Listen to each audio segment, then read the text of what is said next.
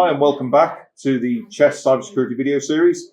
This is episode 5 and today we're going to be talking about data security. With me I have Adam Hartley from Forcepoint. He is a senior sales engineer. Adam, would you like to introduce yourself to the people at home? Yeah, so I'm Adam Hartley. I am in charge of the Northern Europe area for Forcepoint for when it comes to channel, and Chess is one of my channel partners. Similar format to the way that we normally do these things. We'll talk about why we need data security, what data security actually means, and then we'll go into a little bit about how you actually do data security. So, taking it from the top, why do we need data security? It's the value of data today is apart from anything, I suppose. Yeah, so the reason why we need data security is it's about the security of what you're responsible for from a law perspective and compliance perspective, of that you as a business are responsible of making sure that the data that you keep on your customers or your internal employees are kept safe from malicious actors outside of your organization, but also inside of your organization. Mm-hmm. From a high level, that is the objective of data security. Yeah. When we start getting into the nitty-gritties, cybersecurity as a general perspective and as an industry, its whole job is to do that protection for you, whether that be more around the endpoint protection or it be around the data loss protections and all the things that go in between. Fundamentally, the job of cybersecurity is to protect your data in some way, shape or form. Yeah. It's possibly the most valuable asset that businesses have today. Everything is stored digitally, pretty much. The days of keeping everything as paper records are long gone. And organised crime are heavily investing in ways to get at organisations' data, which further builds the case for us needing to have robust data security. I think it's also important to note here that it's always worth, when you start thinking about data security, and then, prior to making any investments in the solutions to help you do data security, you need to think about what the value of that data is to your organisation, and how well could your organisation operate day to day and in the future if you just lost access to all of your data today. Because I dare say that a great many businesses would struggle to continue. Yeah, I completely agree with that whole perspective of, if us as an organisation at Forcepoint just lost all of our data in one go, it would be a matter of months before we were out of business ourselves, from our customers' information to making sure that people had renewals of their licenses. And obviously, we're not even getting into the legal perspectives and the fines for what we would have as an organisation. It's interesting because organisations normally fit into kind of camps. They normally fit into, I don't understand anything to do with the information or the data that I have within my organisation, so they don't know where to start or to even have an idea of where to look for stuff, because it's just in a file somewhere and spread across the entirety of the organisation. Or more the other perspective of, I have to do GDPR or ISO 27001 compliance, and that's how they start. And they normally fit between two of those fields. That kind of plays into the next point that I was going to make, is that the way that, as is the case with much of cybersecurity today, the way that we need to do cybersecurity and the threats that we face now are very different to what they were 10, 15, 20 years ago, maybe, when a lot of these systems were originally conceived of and set up. And many organizations just haven't really kept up to date because things have moved. There's been a lot of software as a service platforms, a lot of personal file storage, Dropbox, OneDrive, all of these things that people have then started to adopt, which is completely out with the business's control. And we'll come on to that again in a moment. So what does data security actually mean? So what are the key areas that we need to make sure that we understand? Yeah, so organizations, when we start going through any journey around understanding data, we're not even going to talk about the security part, but just understanding your data from that perspective, is being able to have a look through all of your estate as a business and look for that internal only information, your PII data, your personal health information, but even things that aren't normally pre-classified from that perspective. Like, for instance, you may have stuff on your HR system around a person's sexual orientation or their ethnicity. Those are protected aspects Absolutely. of them from that perspective that aren't in a normal system. And it's about having a look through everything for what you have within your environment for that type of information, regardless if that be in a database, in an IT system, or an Excel that's a person in the reception team has on their desktop, for instance. So it's very much about understanding what is the most important data that your business holds. That's the first step in doing this. And then, of course, you need to start, you kind of alluded to this already, but you need to understand whereabouts your data is being stored. Yep. Is it all in one location, or is it going to be spread around all over the place? I think the next area, whether or not you would agree, is how your data is being accessed. Yeah, so the most interesting thing for what I see with organizations as they start through that journey, once they actually understand where that data is it redundant? So the term in the industry is ROT, so redundant, outdated, and trivial. So as a business, if you've got a document that hasn't been accessed in 7 years, do you really need that? And the reason why I say that is that for the past few years, we've seen data as an information source to be able to go through Power BI or certain analytics tools or dynamics, but that data has now moved over and I've seen it a lot this year, of where organizations are saying that it's a risk to them instead of actually being a gain to the business. So it's not just about understanding for what information you have, but actually is it more relevant to your business today? So I guess going hand in hand with understanding how data is being accessed that we were just talking about, you need to understand who can access your data and whether you're actually controlling that at the moment. Yeah, exactly. So should your reception team actually have any type of information to your HR team, information that's stored on a shared drive that's just open to everyone on the network itself? All kind of things like that. Is the infrastructure for what you're in actually isolated from each other? Like small things like that aren't specifically a data security perspective, but throughout the entirety of your tech stack from there. So for instance, if you set out things like access permissions from Active Directory directly on the files themselves, or access controls through Azure, if you're in that ecosystem in there as well, really helps with that, just not from a solution perspective, but also throughout the entirety of the IT stack. Yeah. Just to sum that up, really, sort of it's, data security, the first step is making sure that you understand what is the most important data that your business holds, where is all of your data stored, yep, and understand that sort of, what the platforms look like. How is your data being accessed? Who is accessing it? And then you can even take it to the next stage and control where data is being accessed from. We'll start to come on to some of these things in the next section around how we actually do data security.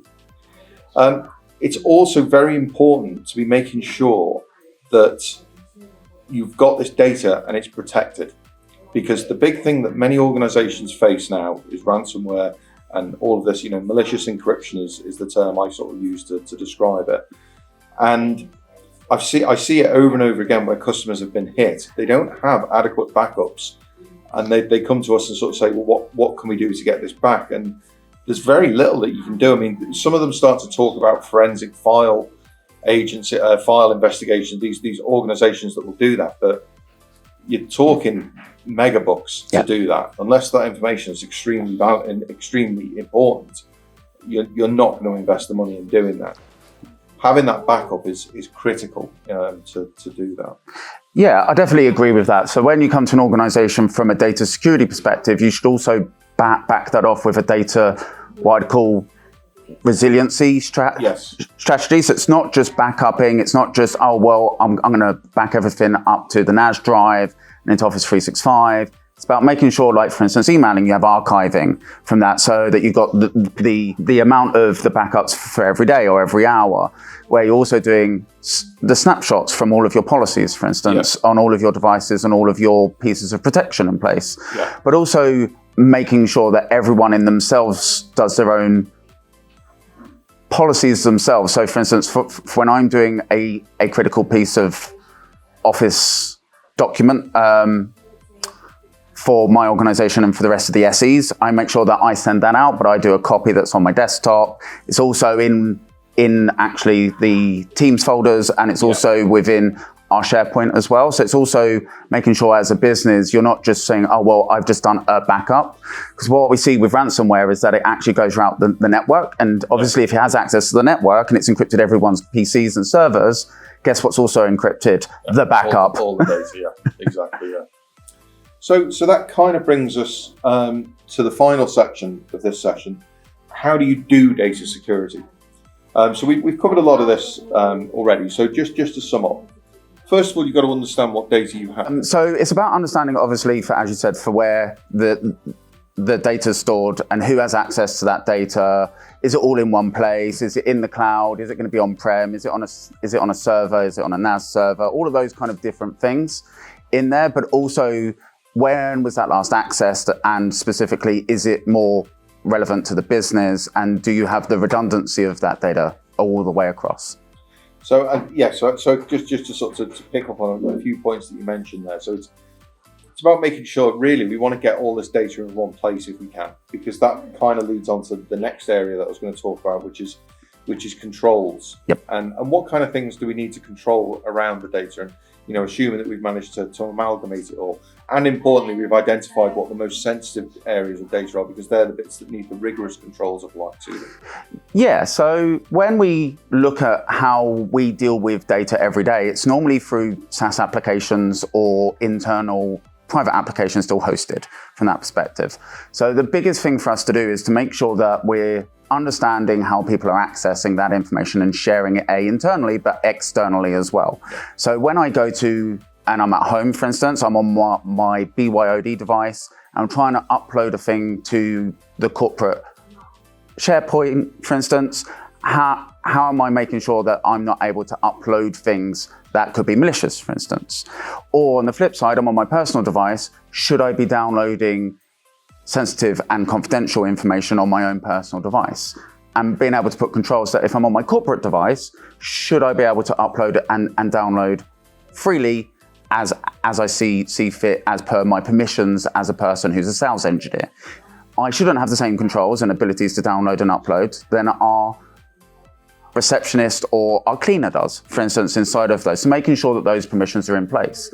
But then you also go from the other side, which is dealing with that internally, to externally. So if I go and send out an email, for instance, through OWA, for Outlook, or through the app that's actually on my desktop, am I sending out confidential internal information to other people and stopping that from happening? Because we already understand the data, we've already potentially labeled it, or have a policy in place from our data security organization and our protections within Office 365 and stuff like that, and being able to push that into policies to stop those things happening. And also vice versa, if someone has credentials and have stolen those from a phishing perspective, do we have controls to stop those people from accessing it from a different country? So for instance, in chess, you're all based in the UK. From that perspective, if someone's trying to upload a thing from South Korea, for instance, we should be able to know the context that if anyone's trying to upload anything from outside the UK, stops that. Yeah, absolutely.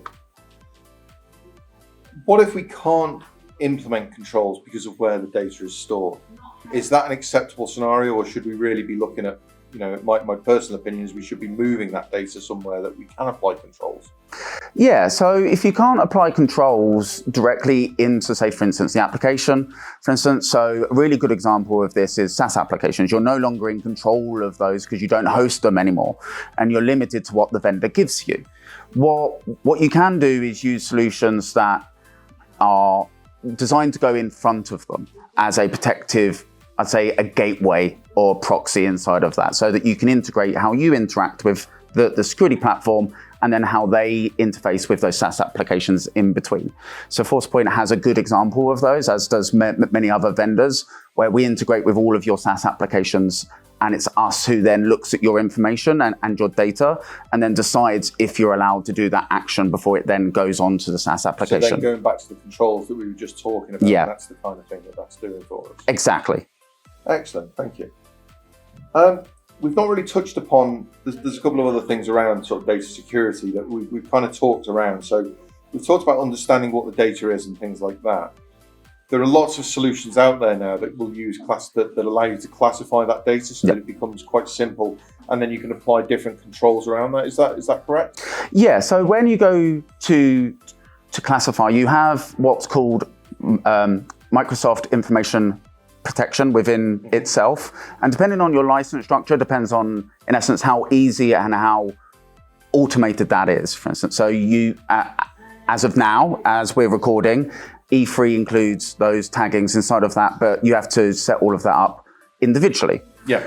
But then as you start going up the Microsoft stack, you can add more automations and being able to build that up. There are us and other vendors that have the ability to classify as it finds information using our own tools from there, but we can also leverage the Microsoft stack to make that easier on you, so that when we're looking and having a look across the entirety of your organization and your data, we use the tags within Microsoft or our own to automatically apply those, so that when you're trying to do things in one type. Microsoft will kind of, you've got to manually tag all of the data yourself, whereas the likes of Forcepoint can use, is it AI or something like that it uses? Yeah, exactly. To actually look at the data and then say, okay, this is classified as, probably classified as this. Yeah, exactly. So when you have your personal information or some credit card information, we can easily identify that. We have been doing data security for 20 plus years, so we understand what a credit card information is, and can find that and be like, okay, well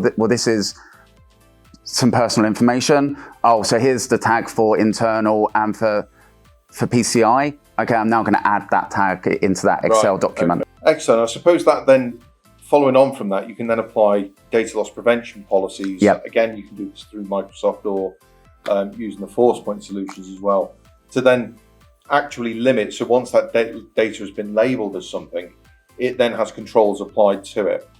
So what kind of things can we control from that perspective? Yeah, so when we start having the conversation around the protection side, it's making sure that you cover, in essence, all channels for what you can do things with data, for instance. So can you then take a file from your PC and then actually upload it to a USB drive, for instance? So yes, you may be able to do that, but you're not allowed to do that with internal classified information or PII data if you're not within finance, for instance, or within the HR team, for instance, and getting that granular control there. Right, okay. Or being able to move it from one part of the network to the other one. For instance, for only the IT team's allowed to do that. And then we start getting more into the wider environment of, okay, well, as I said earlier, around being able to share information externally via your SaaS application. So for instance, me sharing information about customer on SharePoint to you. I'm not allowed to do that because that's our customer information, but I could share that with a colleague who's also within sales engineering because I'm allowed to do that. So it's about having that unified approach to this in a platform perspective, so that you're setting all of your policies from a data security on how you want it from business level and apply it everywhere, instead of what normally happens, which is just like you set a bit here and a bit there and a bit there, and then it becomes a bit more unmanageable. But because you're having to do 100 different policies in 100 different paces.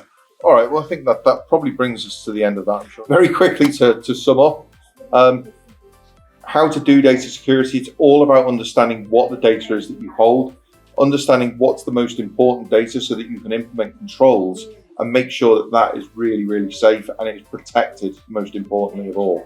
But, always remember that if you get struck with ransomware and you don't have good backups, you don't really have much recourse. You're kind of cornered and you've got very limited options. So make sure that you've got those backups, and make sure that those backups are not just stored on-prem, that they're stored elsewhere as well, in case your on-prem infrastructure is attacked. Once you understand what your data looks like and where it all resides, try and consolidate it, get it in one place if you can, and then go through a data classification process. So classify all of that data. As Adam talked about, rot, stuff that's not really needed anymore, let's get rid of it or put it into cold storage, archive it off somewhere that, where if it's not needing to be accessed readily, put it somewhere where it can still be gotten at, but it's not something that everyone's going to need access to very quickly. Then we want to go through and, use and leverage that data classification information that we've put and the tags that we've applied to all those files, and apply policies, restrictions and controls around that to make sure that anything that's particularly sensitive, you can't just have people, you can't have people accessing it if they don't have a direct need to access that information, but also to make sure that it can't be moved around, it can't be exfiltrated, and it can't be stolen. And then the final note that, bear in mind the life cycle of these things. When your media is due for replacements or whatnot, make sure that anything that's got very sensitive stuff on it is disposed of suitably. That's it for today. Thank you very much, Adam, for joining us. Very much appreciated. Thank you for watching, and remember that all previous episodes are available online for you to watch, as well as this episode. We're now also available on Spotify. So I'm on Spotify. Who knew? I will see you next time. Stay secure.